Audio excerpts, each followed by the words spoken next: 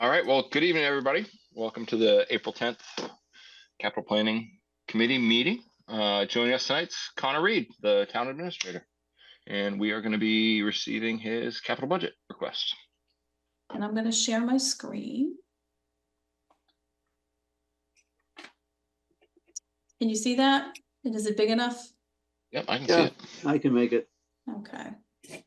So on the list, I just wanted to call to your attention. On the list, there is one request under town administrator for climate and energy policy planning, but there were a few more updates to the list that we're also going to go over, and I've highlighted those in the yellow. So. Okay. Sure. So the climate and energy policy planning is an item that I originally had put into the 5-year capital plan a couple of fiscal years back as a priority for the town, but we had not funded it just due to revenue constraints and other higher priorities on the capital improvement program based on the bylaw. Happy to report we received a $100,000 grant from the state during the course of this fiscal year to get that process moving. So we do not need to request that money through the capital process. So that is one bit of positive budget news to start the night. All right.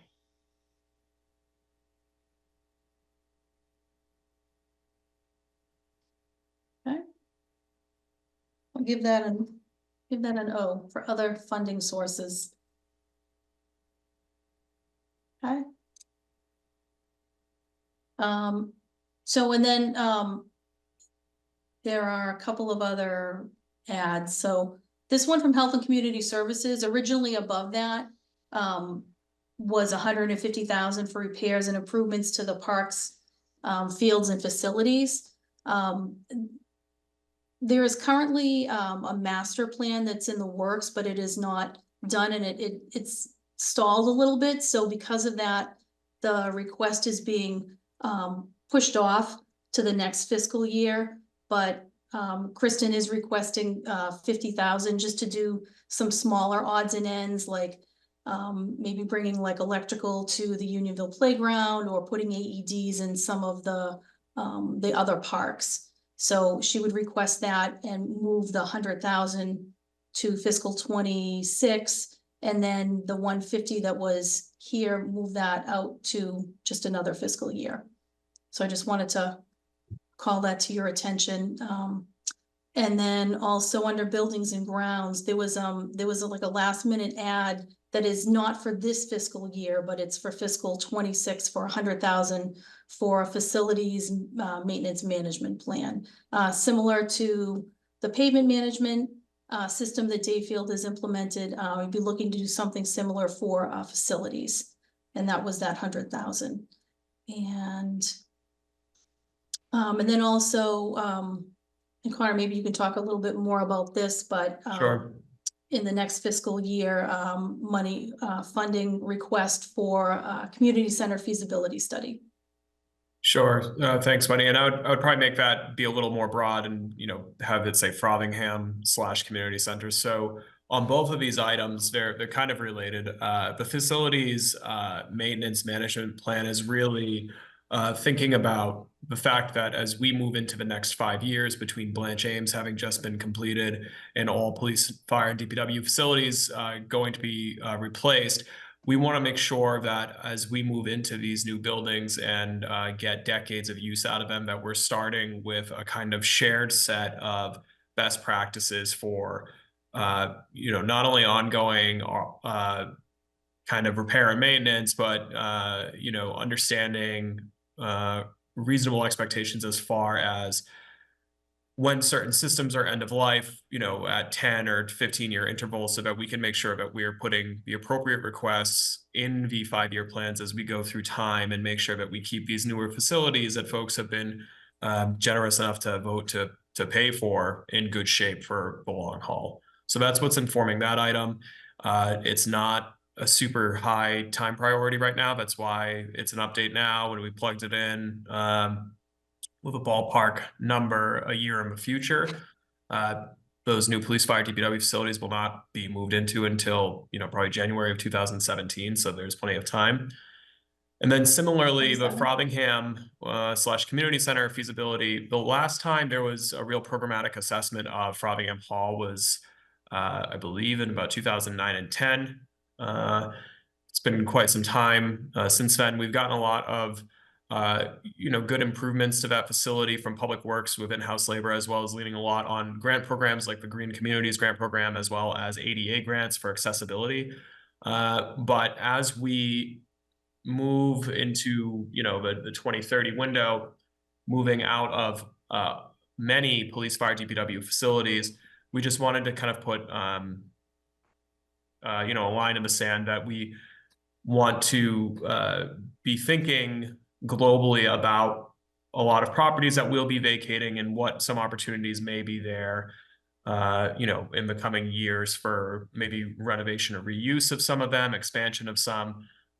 So that's what's informing that. Again, that's, as I'm demonstrating, pretty conceptual right now, but we didn't want it to come up in the fiscal 26 or 27 capital budget as a first time ask, having never had it been in the CIP and committee members saying, did this fall out of the sky? So that's why those are there, and happy to answer any questions if there are any.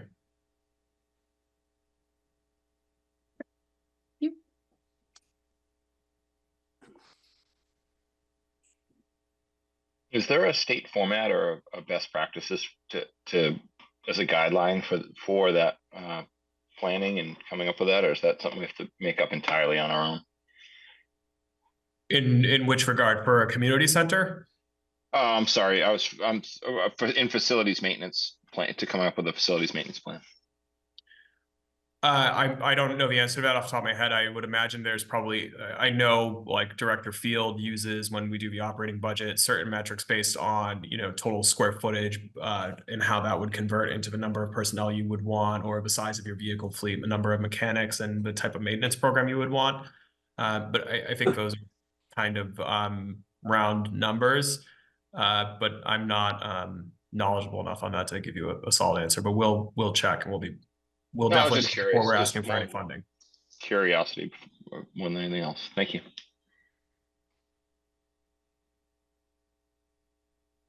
No questions from me, none. Just have a quick question.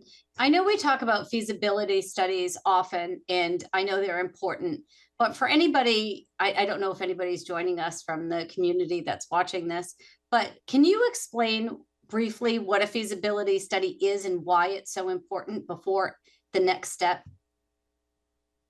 Sure, that's a good question. So feasibility study is kind of admittedly a pretty broad term. There's not like a scientific definition of it, but generally what it is it pulls users of a space together, right? So in this case, you'd look at a community center, you look at the committees that use that building, the residents of different age groups who use that building for programming, probably the people who program in that building, and look at industry standards for, in a community of this size, what is a typical size community center, right? So if you have Frothingham Hall, which I believe is about 6,500 square feet for 25,000 person population, how does that compare to other comparable communities? What kind of feedback, qualitative feedback, can you get through surveys and stakeholder sessions with the people who use that facility as far as some of its challenges? You work with engineers and site professionals to understand what the deficiencies are from an infrastructure perspective, from an ADA and accessibility perspective.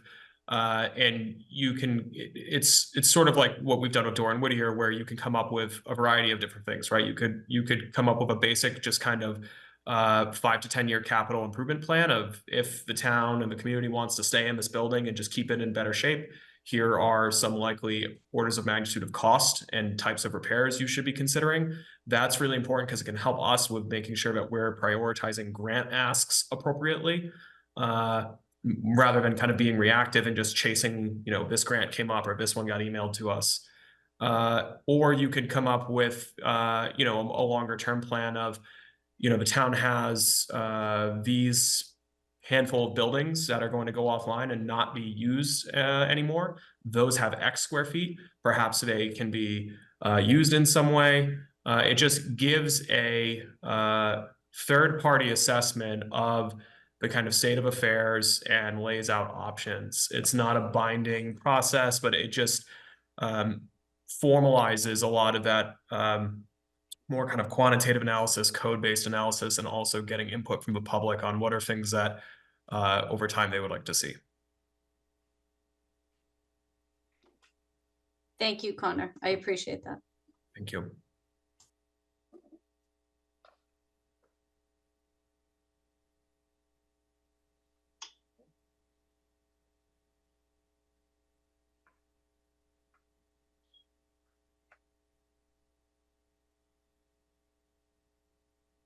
Okay, so I think if there's no more questions, we can move on to the next item. And that's, we're doing prioritization of the fiscal 2025 capital budget request, correct? Actually, before that, it's just Connor's just gonna give a brief update on operating capital budgets for fiscal 25. Sorry about that. Very brief, that's okay. Thank you, Wendy. Thank you, Lucas. So if you've followed along, or if I believe Harris as chair receives all the memos and I assume distributes them with the budget process, it's been a pretty tough budget year going into fiscal 25. I don't want to sound doom and gloom. We will get to a balanced budget, but this is certainly one of the harder years we've had. We're facing a lot of fixed cost pressures, things that anyone, running their own business or involved in finance or just in your personal household budgets would be unsurprised with. Looking at 10% increases to the cost of health insurance, more than 10% increases to certain contractual obligations like transportation for the schools that there's no way to, immediately or quickly pivot out of, utility costs and a variety of other factors that are really straining our operating position and pushing budgets, both in our kind of explicitly fixed cost categorized areas like insurances, liability insurances, but also just in the components of that flow through into school department and town department operating budgets.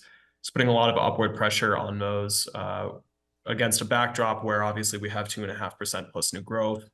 For the tax levy, local receipts have been growing very well, but local receipts, which are things like meals tax, building permits, ambulance receipts, those make up about 8% of the town's total revenue. So even if those are growing 5+% a year, it's just not enough to escape the gravity of state aid, which typically goes up by 1% or less per year. That's been happening for 15 years. If you've ever gone to a town meeting, I'm sure you've heard me say that about 15 times. That's just been a major challenge for us for a very long time that we've tried to kind of continue to escape from through new growth, through infrastructure investment, and we've done a pretty good job there, but we're just kind of getting to a point where those factors are colliding in a way that we don't have a choice going to fiscal 25, but to start leaning on our reserve funds in a way that we've not had to do in about 10 years. We've worked really hard in the past 7 or so years to build our stabilization fund up, thankfully, from about 1.7 to nearly 7 million. So that'll provide some relief, but it's one-time money, it's temporary. So we're going to be heading into a pretty tough few years as the kind of cumulative inflation of the past few years continues to rear its head in our budgets. We got a tiny bit of good news. About 2 hours ago, the state issued its first proposed adjustment to the governor's fiscal 25 budget proposal. The governor's budget proposal for next year funded Chapter 70, which is the largest state aid account, about $10 million for public education at what's called minimum aid, $30 of new revenue per student, which is about a $100,000 increase against a $50 million school district. It's 1/4%. Doesn't really go far. The House Ways and Means budget is looking to up that with $100 or $104 per pupil minimum aid. That'll be a couple $100,000 of extra revenue, help us whittle the deficit down. But we started this process in a typical fiscal year. Our preliminary deficits are in the area of 1 to 2 million. And this year, the preliminary deficit was about 3.3 million. So really a challenging year. Where we're at right now, preliminary deficit's about 700,000 left to go. That didn't account for the new state aid figure. So we'll get the budget to balance for the next 2 weeks before the hearings with Finance Committee and Select Board and School Committee on April 24th and 25th.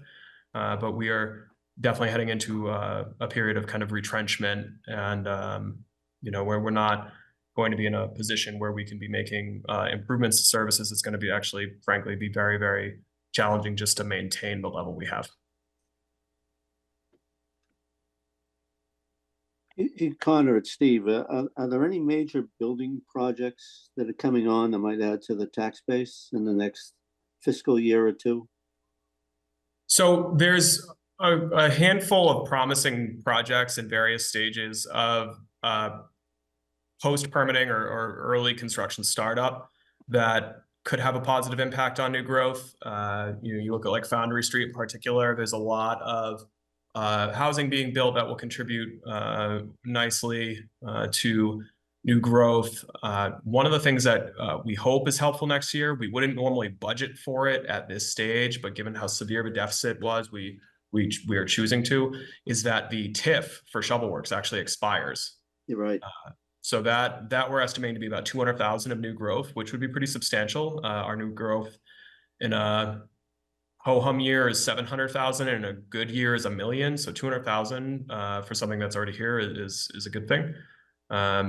We have a few mixed use projects that have been permitted under the planning board that, depending on the speed that those move, could have an impact on new growth in the coming year. So I think we're going to see some positive movement in that area, and that'll provide a little bit of relief. But even in those years where new growth is on the higher end, say 1 million plus, that still puts your total tax levy growth of 2.5% plus new growth maybe around 3.25%, 3.5% in a really good year, Wendy. Yep. Yeah. And so long as we have that dynamic where state aid, which is the second largest revenue, is growing at 1 or sub 1% rates, it's creates a situation that I know is really aggravating for folks who live here, where they could watch me go to 100 meetings a year and somehow explain why taxes go up and we still don't have enough money to do what we need to do.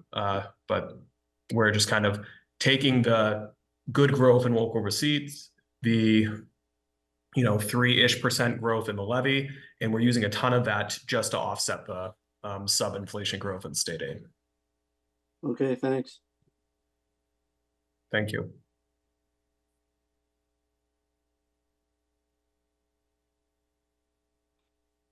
So there's never an easy segue out of that because it sounds so grim. So Said everybody's facing it. So right, yeah, and I appreciate you making that point. This is Easton's been kind of kicking and screaming about being minimum aid for 15 years, but because of declining enrollment trends around the state, a lot more schools are now sliding into minimum aid territory for the first time.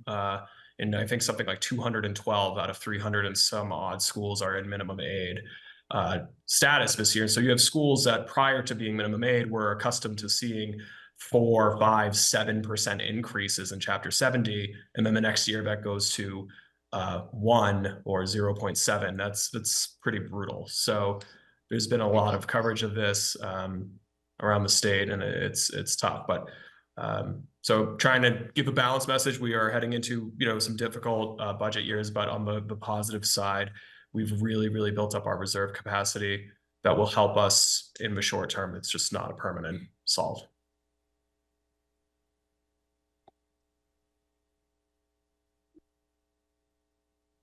Any other questions? No. Right. Share my screen again.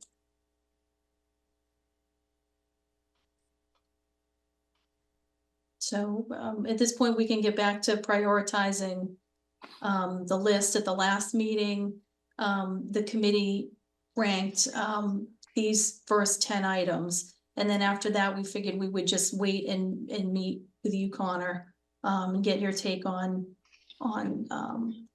some of the remaining items. And 1 to 10 isn't obviously locked in stone too. I mean, we can always, change that as well as we go through the process. Sure. Well, building off of the conversation we were just having about the operating budget, one of the challenges that we're going to face here at this committee level is that as we are forced to kind of push our margins closer and closer on revenue estimates and on operating budgets, we're anticipating that free cash certifications are going to start shrinking back to pre-COVID norms, which is going to over time reduce the number of free cash dollars that we have for allocating against the capital budget. So we're all very used to there's never enough to fund every single capital request in a given year. So it looks like the committee already got a lot of work done as far as identifying those kind of tier 1 priorities based on security and health and safety.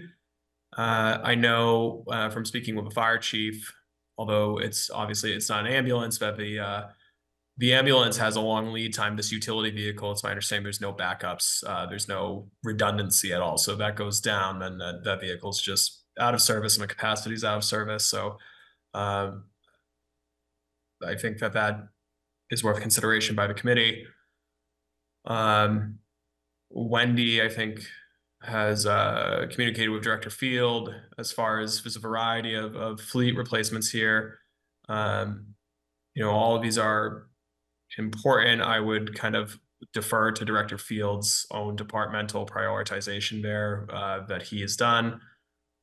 Pavement management is something that we would really like to see. It's a priority, but the funding capacity locally is not there. We've been leaning on rather successfully a lot of state grants and federal programs to bolster our existing Chapter 90 program, but I don't see us borrowing $500,000 a year like we used to, given the other borrowing pressures here. What's our target for the budget? I am a target for what we would like to see for the road funding. No, total. Just I've got the Excel sheet open. I'm just looking at it in the background. What's the total capital budget for 25 for these capital requests? It's a great question for Wendy.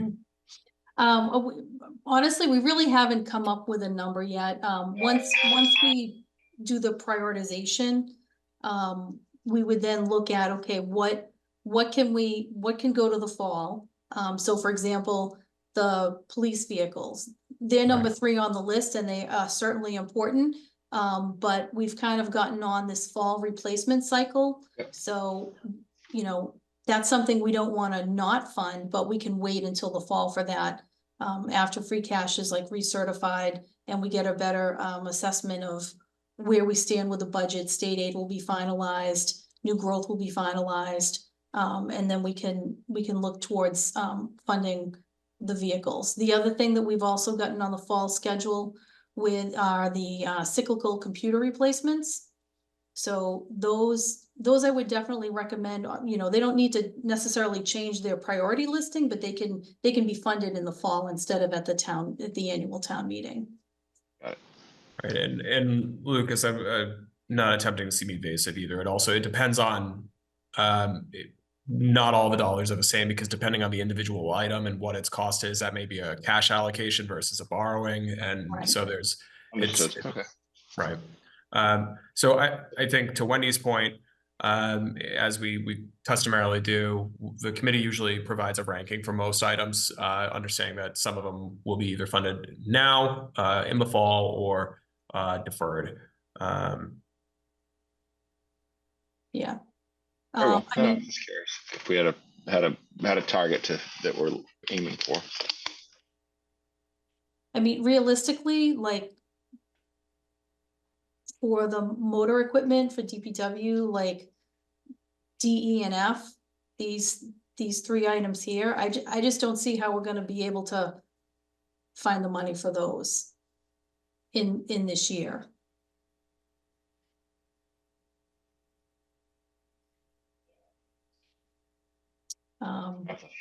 Same thing with pavement management. Municipal facilities, that's something that we usually borrow for that. That's something that would not need, in speaking with Director Field, that's not something that is vital to be funded at the annual town meeting, so that could potentially be reassessed in the fall. I wouldn't list that as a deferral that is not ranked, but it's just helpful to know, you know, what we can defer to the fall.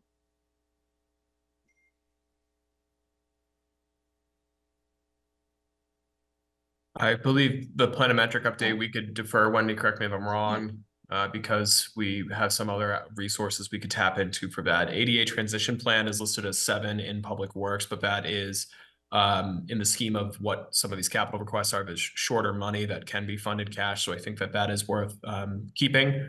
I would keep that, yeah. It would be maybe 11.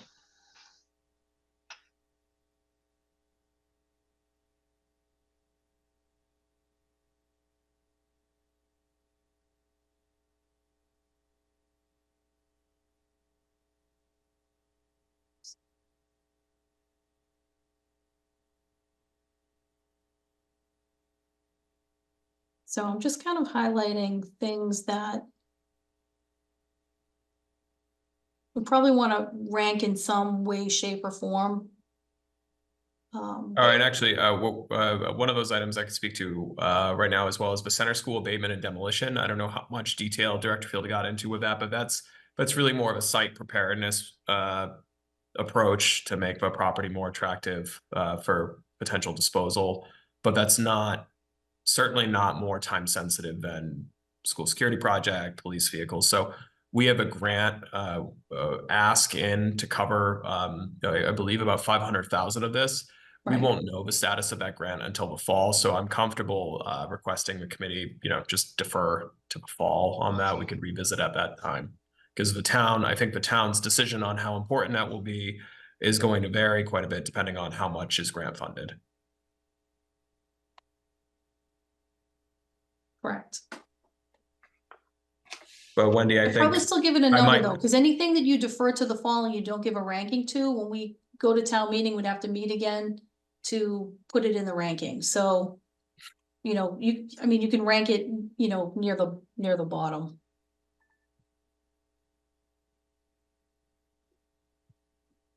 Everything else is, so everything else from the O's, which is other source of funding, so that would be all the water enterprise stuff and the climate energy request, which was funded by a grant. So all these other items don't need to be ranked. They're just the, part of the 5-year request, but we don't rank anything beyond fiscal 25. Wendy, based on your discussions with Dave and your outlook on the debt service and borrowing capacity, can you just itemize? It looks like you have fire department and you have vehicles 1B and 1C for building and grounds and highway. Mhm. Those I believe you're thinking for spring. So if that is in fact true, I would suggest you just go 12, 13, 14. That municipal facilities improvements is somewhere in that mix. If it's going to be revisited in the fall.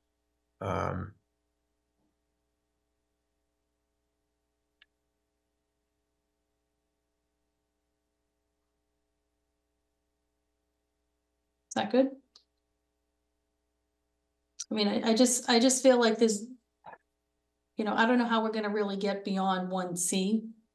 So,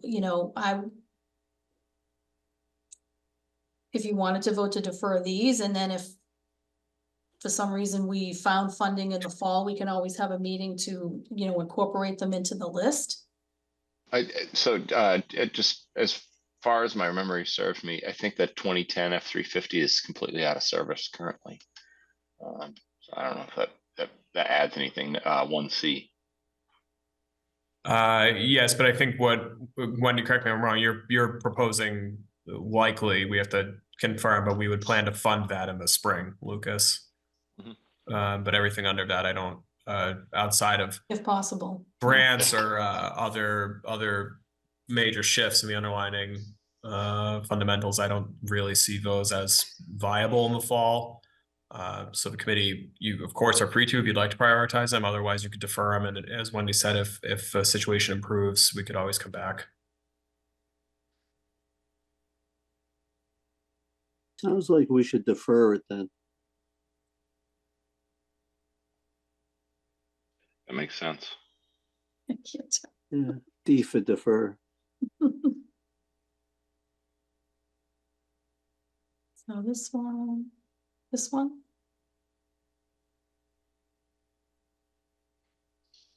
On the 308 class excavator, I know they rent one out every season. Just like, like what budget does the rental come out of? I mean, I guess we didn't get great explanation from Dave Fields on it, but it's just tough that they're having to rent it, and I wonder what the comparison is between a payment on that machine and what they rent it, because they rent it every season. right, I can get that information for you. Just Yeah. I mean, I'm pulling his capital, his submittal up. I mean, it comes out of a budget to rent a Yep. machine. I mean, if we're throwing the rental money away on a piece of equipment that we could buy, eventually Yeah. there's a payback on that particular. Yeah, Well, so I mean, it's a fair point. So Mhm. Director Field is recommending 140,000 for this. DPW typically rents this equipment for various road work. Over the past 2 years, we've typically spent between 20 and 25,000 per year to rent this equipment. That's probably a 3,500 a month payment on that piece of equipment. So it doesn't really do it. Maybe it's close, I guess. Yeah. So I would say, I mean, that's a fair point where, you know, It's like some of these it's like 7 months of payment on that machine. Just ballpark it. $3,500 payment on that piece of equipment. So, I mean, if we're renting it for 4 months for 20,000 or 25,000, I mean, you're starting to get close to paying that back. Right. So I think that's a really good point. So perhaps that's worth assigning a ranking to rather than just saying defer Right. entirely. And we'll circle back with Dave and dig into that a little more and look at that for the fall. Well, something to think about. If they're going to pay the money out, let's compare the payment. Versus No, it's a really good point. If you're spending nearly the amount that a bond note would be for the item, but owning nothing at the end of it, then you want to make sure you're right. I don't know what the town, where they borrow from, but I know Cat's financing is unbelievable right now too. For their equipment, at least for the private sector, they're talking 0% financing for 60 months on a lot of equipment. So. We haven't seen 0% on our bonds. No, I know that. I know. I wonder if Cat will give the town a loan, or we have to do it through our bonds. So. It's actually a good question. When do you? Yeah, we could look at, I mean, you could probably look at like a lease purchase. Yeah. So, but no, those are that's great feedback. We appreciate it. So I would suggest assigning a number there, and we'll take a deeper look at that. And maybe there's an option of a fall. A worthy cause. Yep. Okay.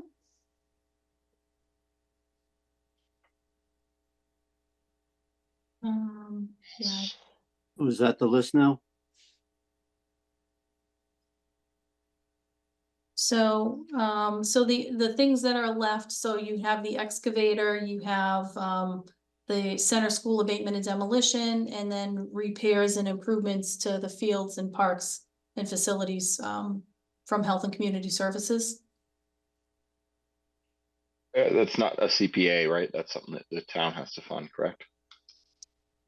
So once they conclude, complete that master plan, that will allow them to, be able to apply for CPA funds. They'll have a more comprehensive plan, and they can look at individual projects and see what they can apply for, either grants or try to leverage CPA funds, to apply, for that funding to offset those costs.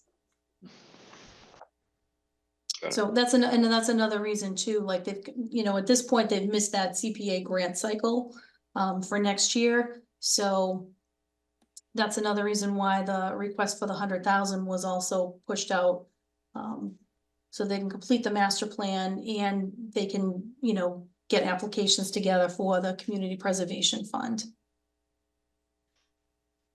But the 50,000 would be for just smaller odds and ends things that would be needed, you know, they could do for less money, but like the AEDs. Oh, I'm sorry, Wendy. So I pulled it up online, so I'm looking at a totally different number. It's 150 online for that. Oh, Just right, that, so this is, so this was the your list is modification. more updated. I'm sorry. Okay, I'm looking at the wrong numbers. So I'll look at your screen instead.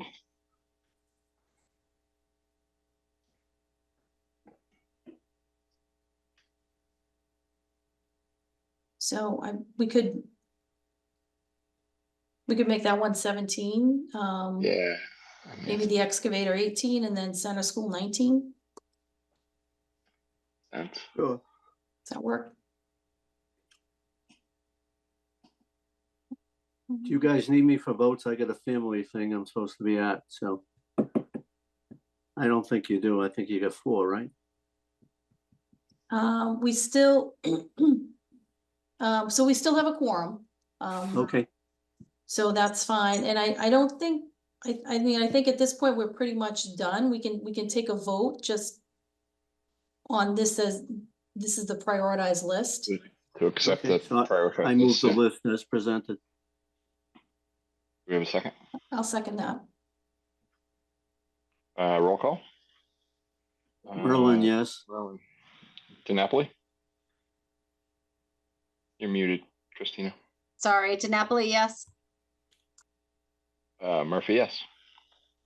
And Stetson, yes. Nightingale, yes. Okay. All right, thanks, Steve. Prioritized list, yeah. Okay, Thanks, Steve. sorry, I have Have a to good one. run, but No problem. I did what I could. Okay, Thank take care, guys. Thanks. Appreciate it, thank you. Have a good one. If I could, Lucas, just one thing I'd like to know. I know it's categorized as other because it's enterprise funded, but the committee may be interested to know. I know Director Field presented on, a large item, 5 million for PFAS upgrades at Red Mill Road that we have been kind of proactively designing in the event the EPA regulates. That rule was actually published yesterday, so the Yeah, EPA I saw it on the news. Yeah, it's coming. it is. coming. So Near zero. we'll be well positioned to get on top of that before. But there's going to be a major kind of rush on the market, and the estimates that are floating around, of 1.5 billion per year nationally are just not in the universe of reality. Not even close. Okay.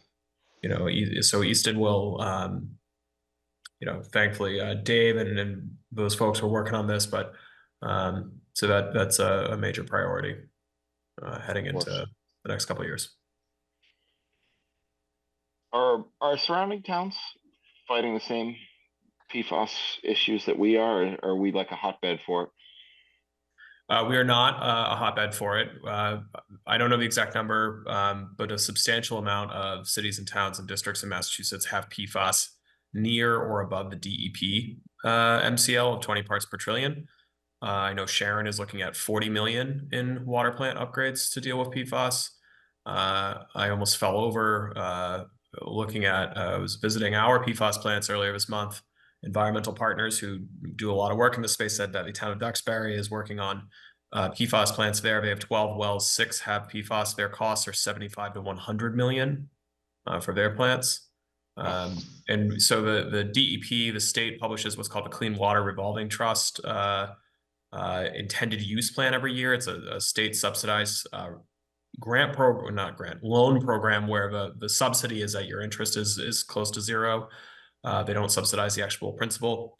And this year, out of 400 and something million of water borrowing the state is assisting with across the entire Commonwealth, that's for any water project. You could think of water mains, water storage, green sand for iron and manganese. 350 million is PFAS treatment.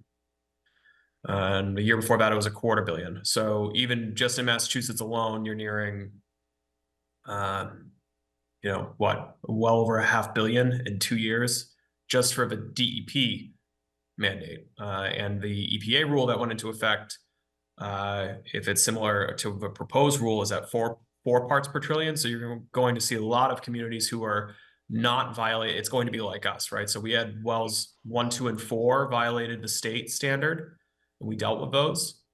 Wells 3, 5, and 7 do not violate the state standard, but now, as of yesterday, they violate a federal standard. That's much tighter. So preliminary testing nationwide has shown nearly 20% of all water supplies in the United States will be in exceedance of this federal mandate. There are more than 100,000 water supplies in the United States. So I think 1.5 billion is an incredibly optimistic estimate. This is going to be pretty wild to watch. Yeah, and never mind the private sector. I mean, all the wells, they're all going to be needing it. Yes. So this is not going away. So that was a long-winded answer, but it's kind of my pet project area. So no, we're not a hot zone. We're not a hotbed. They're just part of the flock. Right. And these things are everywhere and in everything. So it's going to be like lead or asbestos for the 21st century. This is going to be being remediated and having billions and billions spent on removing it from various parts of our environment for the rest of our lives. So I've done my job of coming in and probably casting a long shadow over over any optimism, but I was tying it back to Public Works and to say thank you to the committee, because I know obviously the Capital Committee was supportive 4 years ago now as we were getting to work on those first plants, and thankfully where we ended up with the plants that are live now with the ion exchange rather than carbon, we're well positioned. Those will continue to meet the new EPA mandate. So part of the treatment that we've put in is already doing it, and then they're going to be there's some add-on to the Red Mill plant. Yes, Red Mill. We kind of oversized the design of the plant. We expected that this would happen in the future. We didn't think it would be this fast. But there's extra space and a lot of vertical space, because if you've seen them, and if not, we'd be happy to give a tour to members of the committee. The PFAS plants are like basically 30-foot tall Brita filters. Very strange.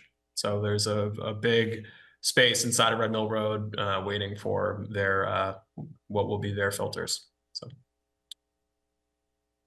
very well. All righty.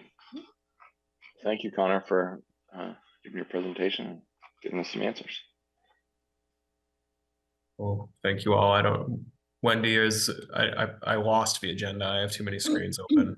Oh, sorry. The prioritization was it, and the only other thing is the approval of minutes, but we had such a fast turnaround from the last meeting that we can approve minutes at the next meeting. We don't have those yet, so. Yep. All right. Once we get them, I'll forward them to the committee, and we can just approve them at the next meeting. Well, I think that concludes what we have. Someone make a motion to adjourn. Make the motion to adjourn. Second. All right. All in favor to adjourn the meeting? Roll call vote. DiNapoli. DiNapoli, yes. Nightingale. Nightingale, yes. Stetson, yes. And Murphy, yes. So that concludes our meeting for the evening. All right. Good night, everyone. Thanks, everyone. Good night. Thank you. Thank you. Have a good night. Have a good night.